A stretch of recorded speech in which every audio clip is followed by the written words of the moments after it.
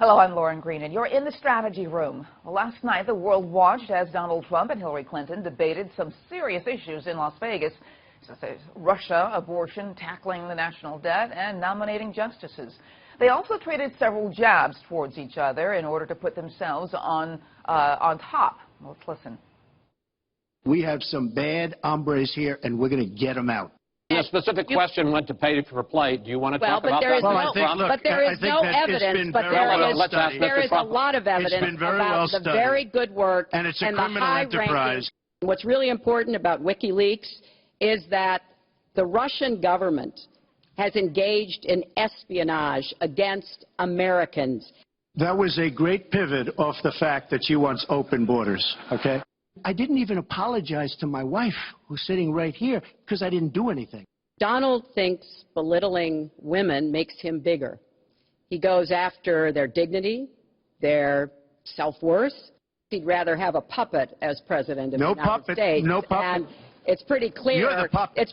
There was even a time when he didn't get an Emmy for his TV program 3 years in a row, and he started tweeting that the Emmys were rigged against him. Should have gotten it.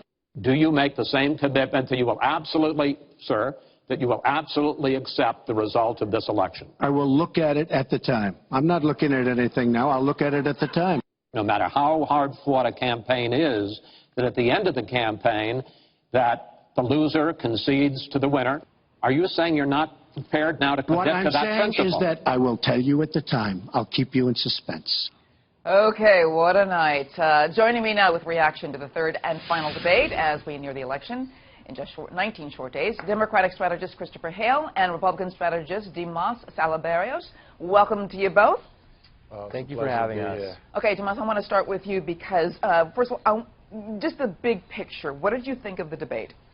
I thought the debate was fiery. I thought they both had some really good points. I think Donald Trump did a better job. I really thought he hit a lot of things home with things that are really on the heart of people today.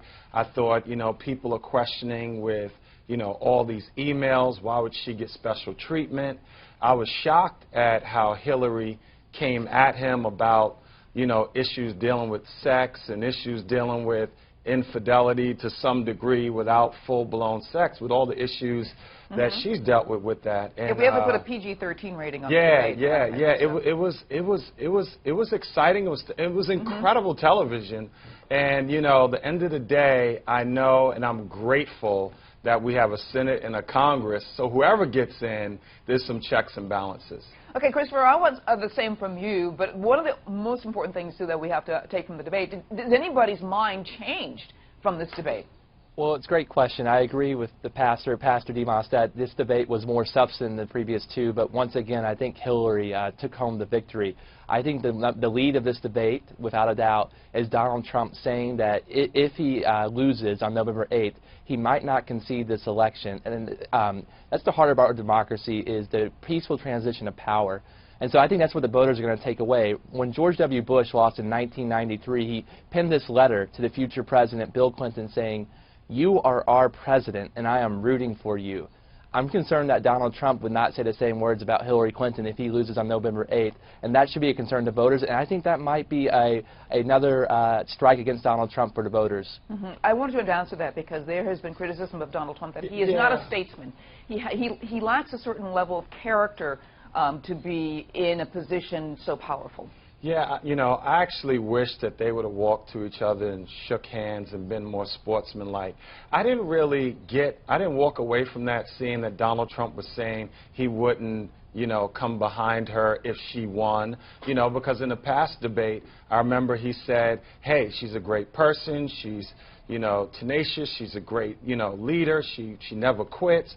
So I think at the end of the day, Donald likes a little suspense. That's why he makes, as an interesting candidate. He was more interesting than all the rest. He's a household name.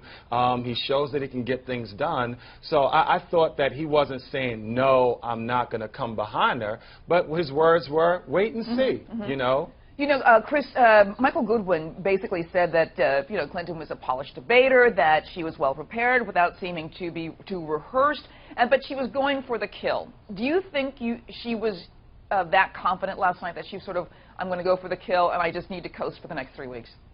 I think the biggest issue that she did, if you will, go for the kill was on the issue of treating women well. The way she communicated throughout all three debates is how Donald Trump's mistreatment of women over the years. Particularly last night, what stuck out to me was she recalled his comments from the previous week saying that he couldn't, quote, sexually assault a woman he wasn't attracted to. I mean, it's remarkable. I miss the GOP of my youth. I miss President George H.W. Bush. I miss Mitt Romney. I miss John McCain. It's remarkable that the GOP nominee running against the first woman nominated for President of the United States has such issues with treating women well. And I think that was the killer issue in all three of these debates. And I think that's what highlighted throughout October. I think that might be what propels Hillary Clinton to a big victory on November 8th. Well, the danger side of this is no one has done what Bill Clinton has done. He's practiced fellatio in the Oval Office on the doggone table. I mean, for anybody, you want a man like that? I already went through it. I'm a little older than you, but I already went through the Bill Clinton shenanigans.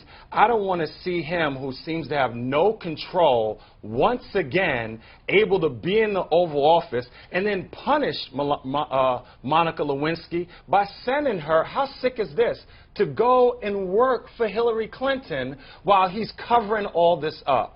So, you know, there's some real serious character flaws there. I mean, Trump, I knew his lifestyle before he came to office. He's supposed to have given his life to Christ and supposed to be a Christian now. And you know, he needs time. That happened in 2005, but we're looking at Trump of today. But Bill Clinton, as far as reports go, he still needs to be watched. In February of 2015, though, I got to say that, you know, Donald Trump called Pope Francis a fraud. This is a man that slams the Pope this year and praises Vladimir Putin. So I'm not sure that he has a great example of giving his life to Jesus Christ. He slams who I say, in my faith tradition, is the vicar of Jesus Christ. Well, he now has a Catholic advisory panel, so he obviously understands that, you know, he can't just slam Catholics or the Pope. But I want to ask you, though, Dimas, though, you know, John Podhoretz wrote in the paper this morning, he says, Trump knows he's finished. His whole demeanor after that debate was not of someone who kind of felt invigorated, but someone who felt like he just lost the election. What do you say? I mean, many of us know they had that footage. ABC had that footage long in advance. They waited, like on the side of Hillary Clinton, to drop that footage right before you know, a stone throw away from the election. You're talking about the footage. Yeah, the footage of the words that he said. Right, you know, the locker room kind of talk. The locker room talk. Now that was disgusting. That was not good things to say. But it clearly started to shut down the momentum that he had in a huge way. Christopher, speaking of leaked information, let's talk about the WikiLeaks and John Podesta saying about the Catholics. I mean, shouldn't Hillary Clinton answer to that or at least correct that? I mean, the Catholics are a huge, huge voting bloc.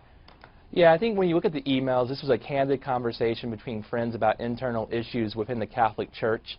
These are conversations that happen over kitchen tables and pews, etc.